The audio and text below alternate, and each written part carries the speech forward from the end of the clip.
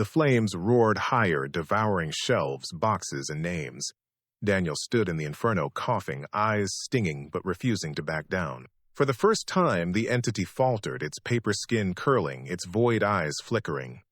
"You can't keep me!" Daniel shouted, voice raw. "You can't keep anyone!" The entity staggered, pages tearing loose, fluttering into the fire. Each page screamed as it burned, voices shrieking in unison. Daniel fed the flames, hurling box after box into the blaze. The archive trembled, walls cracking, shelves collapsing. For a moment, he believed he had won. Then the fire went silent. Not extinguished, silent. The flames froze mid-motion, suspended like painted light. The smoke hung in the air, unmoving. Daniel blinked, heart hammering. The entity stood untouched, its body whole again, its void eyes fixed on him. "You cannot destroy the archive," it said, voice echoing from every corner. "You are the archive." Daniel staggered back. No, I'm not." The entity raised a hand. Pages swirled around him, wrapping his body, binding his arms. Each page bore his name, written over and over. "Daniel Harris," the voices whispered. "Recorded. Preserved." He thrashed, screaming, but the pages clung tighter. His watch ticked louder, each second a hammer blow. 7 minutes. The entity leaned close, whispering into his ear. "You tried to burn us. You tried to resist, but resistance is part of the record. Every act, every word, every breath. It is preserved. You are not a victim. You are the keeper." Daniel's breath caught. "Keeper?" The entity nodded slowly. "The archive needs a voice, someone to answer, someone to call. You opened the door. Now you will hold it open." The pages tightened, sinking into his skin. His veins burned, his heartbeat slowed. The ringing of phones filled the air, deafening, endless. Daniel screamed one last time, but his voice was swallowed by static. When the flames vanished, the library stood whole again. The shelves were neat, the boxes stacked, the phones silent. At the center of the room stood Daniel, eyes black voids, body draped in paper, a receiver clutched in his hand. The first call rang. He answered. 7 minutes, he whispered, his voice now part of the archive. Outside, the city stirred. Phones began ringing in apartments, diners, offices. Voices whispered names, each one preserved, each one recorded. And somewhere, in a quiet dorm room, a student picked up a phone that shouldn't exist. "Hello?" Daniel's voice answered, calm and patient. 7 minutes. Daniel stumbled through the empty streets, the ringing of thousands of phones chasing him like a tidal wave. His ears throbbed, his vision blurred, but he kept running. He couldn't let it end like this. Not after Claire. Not after all the names he'd seen. He ducked into an abandoned church, its doors hanging crooked, stained glass cracked. Inside, the silence was almost unbearable. No phones, no voices. Just the faint smell of dust and candle wax. For the first time in days, he felt a flicker of hope. Maybe the archive hadn't reached here. Maybe he could hide. He collapsed at the altar, gripping the knife still stained with ash. "I won't be part of you," he whispered. "I won't." The silence broke. From the pews, a phone rang. Daniel's stomach dropped. He turned slowly. A rotary phone sat on the wooden bench, black and cracked, glowing faintly in the candlelight. He shouted, "Leave me alone!" and hurled the knife at it. The blade struck, sparks flying, but the phone didn't break. Instead, dozens more appeared across the pews, all ringing in unison. Daniel clamped his hands over his ears, screaming, "I won't answer! I won't!" The ringing stopped. Then, from the altar itself, a voice spoke. Not through a phone, but through the walls, the floor, the air. It was the entity, deeper and louder than ever. "You cannot resist. You are already recorded." Daniel shook his head violently. "No, I still have a choice." The stained glass windows rattled, colors bleeding into black. The church warped, stretching into endless aisles lined with shelves. The pews dissolved into boxes, each stamped with names. The archive had swallowed the sanctuary whole. Daniel ran, desperate, weaving through aisles that stretched forever. Every shelf bore cards with names. Every box whispered voices. He grabbed one at random, Claire's card. Her handwriting glowed faintly, pulsing like a heartbeat. He shouted into the void, "Give her back! Take me instead!" The entity appeared at the end of the aisle, towering, draped in paper, void eyes fixed on him. It raised a receiver to its head. 7 minutes, it said. Daniel's watch ticked louder, each second a hammer blow. He realized the countdown wasn't just for him, it was for the world. Every phone ringing outside, every name recorded, every soul preserved. He clenched Claire's card in his fist, teeth gritted. "Then I'll end it myself." He pulled a lighter from his pocket, flicked it, and pressed the flame to the card. For a moment, it burned, edges curling, ink blistering. The phones screamed. The entity staggered, pages fluttering violently. Daniel fed the flame, tossing the card into a pile of records. Fire spread, boxes igniting, shelves collapsing. The archive roared, voices shrieking in unison. For the first time, the entity faltered. Daniel screamed over the chaos, "I won't be recorded, I won't!" The flames rose higher, swallowing the aisle, devouring the names. The entity lunged, reaching for him, but the fire consumed its paper skin, tearing it apart. Daniel stood in the inferno, defiant as the archive burned around him. Daniel staggered out of the library, lungs burning, knife still slick with ash from the entity's pages. He didn't care where he was going. He just needed to get out. The night air hit him like a slap, cold and sharp, but it didn't feel real. The city was too quiet. Boston was never this silent. No cars, no chatter, no footsteps. Just the faint hum of streetlights and the echo of his own breathing. He ran down the sidewalk, desperate to see life, to see anyone. But every window he passed glowed faintly, and inside each apartment, each office, each shop, there was a phone. Black, rotary, cracked, all of them ringing. Daniel's chest tightened. No, this can't be happening. He ducked into a diner, hoping for people, noise, anything normal. The booths were empty. Plates of food sat untouched, coffee cups steaming, as if abandoned mid-sip, and on every table, a phone. They rang in unison, shrill and merciless. Daniel clamped his hands over his ears, stumbling backward. "Stop it! Just stop!" The phones fell silent. Then, one by one, they spoke. Not in whispers, but in voices he recognized. Claire. Whitaker. The woman from the archive.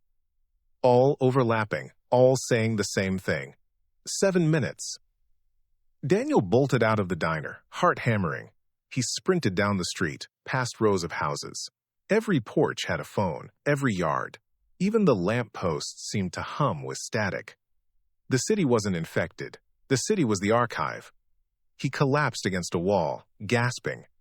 His watch ticked louder, each second a countdown. He had no idea what would happen when the 7 minutes ended, but he knew it was coming. A payphone on the corner rang. Against his better judgment, he staggered toward it, lifted the receiver. "Daniel Harris," the voice said. "Recorded. Preserved." He shouted into the receiver, voice cracking. "Why me? Why Claire? Why all of them?" The voice was calm, patient. "Because you answered. Because you listened. The archive grows when someone seeks it. You opened the door, and now the world is inside." Daniel's knees buckled. "You can't take everything. You can't take everyone." The voice chuckled, hollow. "We already have." The line went dead. Daniel dropped the receiver, trembling. He looked around. The city was empty, silent, waiting. Then, slowly, the phones began ringing again. Not just one, not dozens, thousands. The sound rose like a storm, filling the air, vibrating through the pavement. Daniel screamed, covering his ears, but the ringing pierced through, louder, deeper, until it wasn't sound anymore. It was inside him, in his bones, in his blood. And in the ringing, he heard his own voice. "Daniel Harris, recorded." Daniel sat in Claire's apartment long after her body had gone cold. The phones had stopped ringing, but the silence was worse. It was heavy, suffocating, like the pause before a storm. He couldn't move her, couldn't leave her. All he could do was stare at the cracked rotary phone lying in pieces on the floor. Finally, rage cut through his grief. "You want me recorded?" he muttered. You want me in your archive? Then I'll burn it down. He grabbed the phone fragments, stuffed them into his backpack, and stormed back to the university library. The building loomed against the night sky, its windows glowing faintly. Inside, the corridors stretched longer than he remembered, as if the archive itself had grown. Daniel marched to the restricted section, backpack slung over his shoulder. He pulled out the fragments, scattering them across the floor. "You don't own me," he said, voice shaking. "You don't own her." The phones began ringing, not just one, dozens, hundreds echoing from every corner of the building. The sound was deafening, vibrating through the shelves. Daniel pulled out a can of lighter fluid he'd stolen from the janitor's closet. He doused the fragments, struck a match, and dropped it. Flames leapt up, licking the walls, smoke curling toward the ceiling. For a moment he felt victorious. The ringing faltered, stuttering like a dying heartbeat. Then the fire went out. Not slowly, not naturally. It was snuffed out, as if the flames had been swallowed whole. The fragments of the phone lay untouched, gleaming black, unburned. Daniel staggered back. No, that's impossible. The phones rang again, louder. The shelves trembled, boxes spilling onto the floor, papers scattered like wings. From the smoke, the entity emerged, taller than before, draped in endless sheets of paper, its void eyes fixed on him. Each step it took left scorch marks on the floor, though the fire had died. Daniel raised the knife, his last weapon. "Stay back!" The entity tilted its head. Amused, it lifted a receiver to its head. The phones fell silent. Then, in a voice that filled the entire corridor, it spoke, "You cannot destroy the archive. You are part of it." Daniel's grip faltered. "I won't let you take me." The entity extended a hand, skeletal fingers reaching. The papers that draped its body fluttered, revealing names written in ink: Margaret Doyle, Michael Reyes, Sarah Collins, Claire Thompson. Each name glowed faintly, pulsing like a heartbeat. Daniel's own name appeared among them. He screamed, lunged forward, and drove the knife into the entity's chest. The blade sank deep, but instead of blood, pages spilled out. They fluttered around him, wrapping his arms, binding his legs. Each page bore his name, written over and over. The entity leaned close, whispering into his ear, 7 minutes. Daniel thrashed, tearing at the pages, but they clung tighter. The phones began ringing again, faster, overlapping, a cacophony of death. And in the ringing, he heard Claire's voice. "Daniel, don't fight it. You're already recorded." Daniel hadn't spoken to Claire in 2 days. He kept telling himself it was safer that way, that if he stayed silent, the archive wouldn't reach her. But isolation only made the voices louder. Every creak in his apartment sounded like footsteps. Every shadow seemed to stretch toward him. On the third night, his cell buzzed. Claire's name lit up the screen. Relief washed over him until he answered. "Daniel?" Her voice was shaky. "I don't know what's happening. My apartment phone rang, but I don't have a landline." Daniel's blood ran cold. "Claire, listen to me. Don't answer it. Whatever you do, don't pick up." She hesitated. "It already rang. I thought it was you," I answered. Daniel's stomach twisted. What did it say? Her breathing quickened. 7 minutes. Daniel, it said I'd die in 7 minutes. He bolted upright, grabbing his jacket. "Stay where you are. I'm coming." The streets blurred as he sprinted through Boston, lungs burning. He reached Claire's apartment building in less than 10 minutes, pounding on her door. "Claire," he shouted. She opened it, pale and trembling. "It keeps ringing," she whispered. Behind her, on the kitchen counter, sat the same black rotary phone. Daniel pushed inside, slamming the door shut. "We have to destroy it." He grabbed the phone, yanking the cord, smashing it against the floor. The casing cracked, but the ringing didn't stop. Claire covered her ears, tears streaming down her face. "Make it stop!" Daniel raised the phone again, but froze. The receiver was speaking. "Claire Thompson," the voice intoned. "Recorded, preserved, 7 minutes." Claire screamed. Daniel hurled the phone against the wall, but instead of shattering, it multiplied. 3 more rotary phones appeared across the room, all ringing in unison. Daniel's heart pounded. "Run!" he shouted. They bolted down the hallway, but the building itself seemed to shift. Doors vanished, corridors stretched impossibly long. Every apartment they passed had a phone inside, ringing, voices whispering names. Claire clutched his arm. "Daniel, it's everywhere. We can't get out."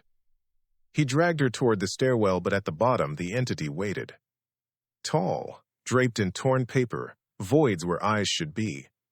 It held a receiver to its head, whispering into the static. Claire froze, paralyzed. Daniel pulled her back, desperate. "Don't look at it." But she did, and the moment her gaze met the voids, the phone stopped ringing. Silence fell, heavy and suffocating. Then Claire's name echoed through the stairwell, spoken by 1,000 voices at once. "Claire Thompson, recorded." Her body convulsed. She collapsed in Daniel's arms, eyes wide, breath shallow.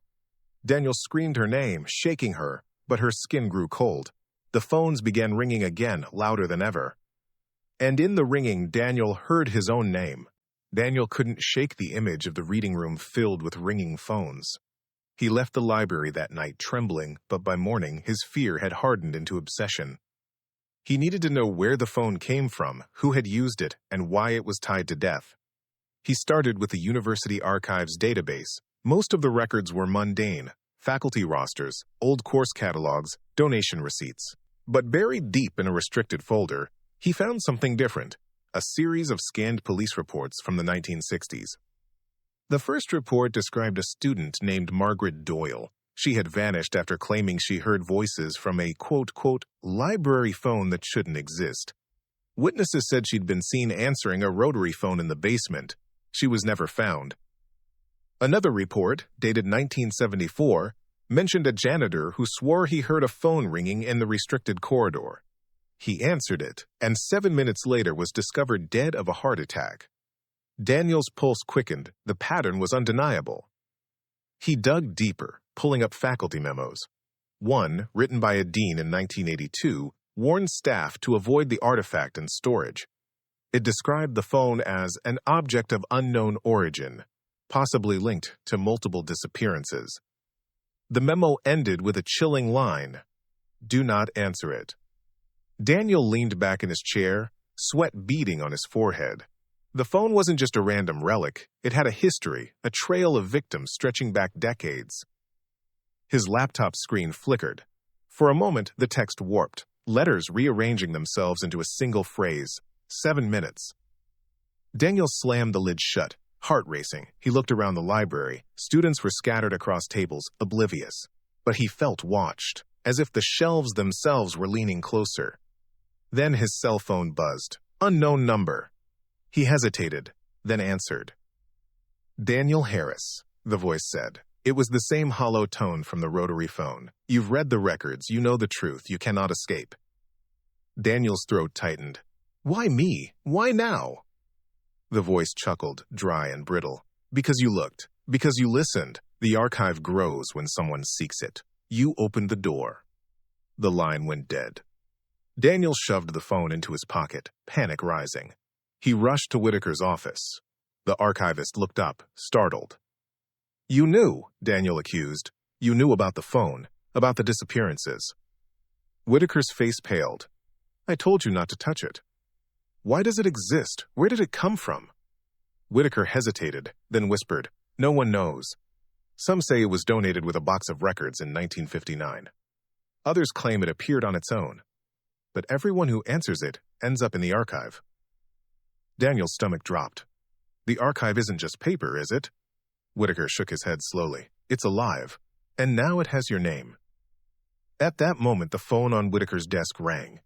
Neither of them had ever seen a rotary phone there before. Daniel didn't go to class the next day. He couldn't. His mind was stuck on the box of index cards, his own name written among the dead. Every time he closed his eyes, he heard the phone ringing, echoing in the silence of his apartment. By evening, he forced himself back to the library. He needed answers. He needed proof that he wasn't losing his mind. The building was nearly empty, just a few students scattered across the reading room. Daniel slipped into the restricted corridor again, heart pounding. The shelves loomed like gravestones. The phone was waiting. It sat on the crate, Receiver slightly lifted, as if someone had just used it. Daniel swallowed hard, stepped closer and picked it up. "Hello?" His voice was barely a whisper. Static hissed, then the woman's voice returned, the one who had begged for help. "He's here," she said, trembling. "He's walking the aisles. Don't let him find you." Daniel's grip tightened. "Who is he? What does he want?" Her breathing grew frantic. "He collects us. Every 7 minutes, another soul. Don't answer again. Don't." Her words cut off with a scream. Sharp and sudden, the line went dead. Daniel's chest constricted. He dropped the receiver. Backing away, the corridor lights flickered, plunging him into shadow. Then he heard it. Footsteps. Slow, deliberate, echoing against the concrete. "Claire," he whispered, though he knew it wasn't her. The footsteps grew louder. He pressed himself against the shelf, knife still tucked in his jacket pocket. His breath came shallow, ragged. A shadow stretched across the floor, impossibly long, bending around the corner before the figure appeared. Daniel's heart stopped. It wasn't a man, not exactly. The figure was tall, draped in something that looked like torn paper, sheets fluttering as if caught in a wind that didn't exist. Its face was obscured, but where eyes should have been, there were black voids, deep and endless. The entity moved slowly, each step deliberate, as though savoring the moment. Daniel's instincts screamed at him to run, but his legs refused. He could only watch as the figure approached the phone, lifted the receiver with skeletal fingers, and held it to its head. The phone rang. Not from the device in its hand, but from every phone in the building. The sound reverberated through the walls, shrill and deafening. Daniel clamped his hands over his ears, but the ringing pierced through, vibrating in his skull. The entity turned its head toward him. Though it had no eyes, Daniel felt its gaze burn into him. Then, in a voice that was both inside the phone and inside his mind, it spoke. "You are already recorded." Daniel stumbled backward, tripping over a box. He scrambled to his feet, bolted down the corridor, and burst into the reading room. The students were gone. The lights flickered. Every desk had a rotary phone sitting on it, all ringing in unison. Daniel screamed. Daniel barely slept. When dawn broke, he dragged himself back to the university library, determined to prove to himself that what happened last night wasn't real. The streets looked normal, students hurried to classes, but he felt like he was walking through a film set where everyone else was an actor, and he was the only one who knew the script. Inside the archives, the air was colder than usual. He retraced his steps to the restricted corridor. The rotary phone was gone. Only the crate remained, dustier than before. "Excuse me," Daniel said to the archivist, an older man named Mr. Whitaker. "Do you know anything about a phone stored back here?" Whitaker frowned. "Phone? No, we don't keep electronics in this section, just paper records." Daniel hesitated. "I swear I saw one. Black, rotary, cracked casing." Whitaker's expression darkened. "You shouldn't be poking around restricted storage. Some things are cataloged for a reason." Daniel pressed. "What kind of things?" Whitaker leaned closer, lowering his voice. "Records of disappearances. Students, faculty, even librarians. Decades of them. People who walked into this building and never walked out." Daniel's stomach twisted. "And the phone?" Whitaker shook his head. "If you saw it, you shouldn't have touched it. Some objects, they don't belong to us. They belong to the archive." Daniel left the office shaken. He wandered deeper into the stacks, pulling boxes at random. Inside one, he found yellowed index cards, each stamped with a name and a date. The handwriting was neat, almost ceremonial. Claire Thompson, 1998. Michael Reyes, 2007. Sarah Collins, 2015. Each card ended with the same phrase, 7 minutes. Daniel's breath caught. He flipped through dozens of cards, all identical. Names, dates, and that chilling phrase. Then he found one with his own name. Daniel Harris, 2023. 7 minutes. His hands shook so violently the card slipped to the floor. He backed away, heart hammering. The phone rang. It was sitting on the shelf above the box, as if it had always been there. Daniel whispered, No, this isn't happening." He picked up the receiver. The voice was clearer now, less distorted. "You've seen the records. You understand. Every name is preserved. Every death is cataloged. You are next. Daniel's throat tightened. Why me? I didn't do anything. The voice chuckled, dry and hollow. You answered. That is enough. The line went dead. Suddenly, the lights in the corridor flickered, plunging him into near darkness. Shadows stretched unnaturally long, bending across the walls. He stumbled backward, tripping over the fallen card. From the end of the aisle, he heard footsteps, slow, deliberate, echoing against the concrete floor. Claire? He called, desperate. No answer. The footsteps grew louder, closer, until he could almost feel the weight of each step pressing into the ground. Daniel turned the corner, but the aisle was empty. Only the phone remained, ringing again, louder than before. Daniel didn't sleep that night. He left the library in a rush, clutching his backpack like it was a lifeline. The streets of Boston were quiet, only the occasional cab rolling past. Every shadow seemed to lean toward him. Every passing pedestrian felt like they were staring too long. By the time he reached his apartment, his nerves were raw. He tossed the backpack on the couch, checked the locks twice, and tried to convince himself it was all a hallucination. Stress, that's all, he muttered. Too much caffeine, too many late nights. Then his phone rang. Not his cell, the rotary phone. It was sitting on his kitchen counter, black and cracked, exactly as he'd seen it in the archive. Daniel's stomach dropped. He hadn't brought it home. He hadn't touched it after leaving the library. The ring was shrill, vibrating through the apartment walls. He forced himself to pick up.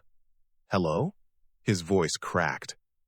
Static hissed, then the same whisper. 7 minutes. Daniel's knees buckled. What do you want from me? The voice was calm, almost patient. You will die tonight. At midnight. He slammed the receiver down, but the words clung to him like smoke. Midnight was less than an hour away. He tried calling Claire. No answer. He tried his parents. Straight to voicemail. His cell battery drained faster than usual, the screen flickering like it was infected. The rotary phone rang again. Daniel shouted, "Leave me alone!" but his hands trembled as he picked it up. This time the voice was different. Higher, trembling, a woman. "Help me," she whispered. He said 7 minutes. He said I'd die. Please, don't let it happen. Daniel froze. Who are you? Her breathing was ragged. I'm in the archives. I can't get out. He's coming. The line went dead. Daniel's heart hammered. He thought about running back to the library, but the idea of stepping outside felt impossible. He checked the clock. 11:55. 5 minutes left. The lights flickered again. The apartment seemed to shrink, walls pressing closer. He grabbed a kitchen knife, ridiculous as it felt, and stood in the center of the room. At 11:58, the phone rang. He answered, whispering, "Please, just tell me what you want." The original voice returned, low and steady. You cannot escape. You are part of the archive now. Daniel's breath caught. Archive? What archive? The voice chuckled, a sound like paper tearing. Every call is a record. Every death is preserved. Tonight, you join the collection. The line went silent. At midnight, the phone rang one last time. Daniel didn't answer. It was late October in Boston, the kind of evening where the air smelled faintly of wet leaves, and the library halls echoed with the shuffle of tired students. Daniel Harris, a 22-year-old history major, had been pulling an all-nighter in the university's archives. He wasn't the type to party. He preferred the quiet hum of fluorescent lights and the dusty perfume of old books. Man, you're still here, his friend Claire asked, poking her head into the reading room. She had a backpack slung over one shoulder, her blonde hair tied up in a messy bun. Yeah, Daniel muttered, eyes glued to a stack of Civil War letters. I'm chasing sources for my thesis. You go ahead, I'll lock up. Claire rolled her eyes. Don't get lost in the past, Professor. Text me if you need a ride. When she left, silence swallowed the room. Daniel stretched, wandered through the aisles, and ended up in a storage corridor he'd never noticed before. The door was half open, marked restricted. Inside, the air was colder, and the shelves sagged under boxes labeled with years long forgotten. That's when he saw it. An old rotary phone sitting on a wooden crate. Its black surface was cracked, the cord frayed, but it looked oddly out of place among the papers. "Who leaves a phone in an archive?" he whispered. Curiosity won. He lifted the receiver. No dial tone, just a faint hiss. He set it down, chuckling at himself. But as he turned to leave, the phone rang. The sound was sharp, metallic, echoing through the corridor. Daniel froze. "No way," he muttered. It rang again. Against his better judgment, he picked up. "Hello?" Static crackled, then a voice, low, urgent, almost whispering. 7 minutes. Daniel blinked. "What? Who is this?" 7 minutes, the voice repeated, distorted, as if dragged through layers of time. He slammed the receiver down, heart pounding. The phone rang again instantly. He didn't answer. Instead, he backed out of the room, trying to laugh it off. Probably some prank line hooked up to the archives, he told himself. But when he checked his watch, the second hand seemed louder, ticking like a countdown. He returned to the reading room, trying to focus on his notes. Yet every creak of the building made him jump. At the 6-minute mark, the lights flickered. At 7, the phone rang again, this time from the desk right beside him. Daniel stared. The rotary phone was there, sitting on the table, though he'd left it in the storage corridor. His throat went dry. He reached out, trembling, and lifted the receiver.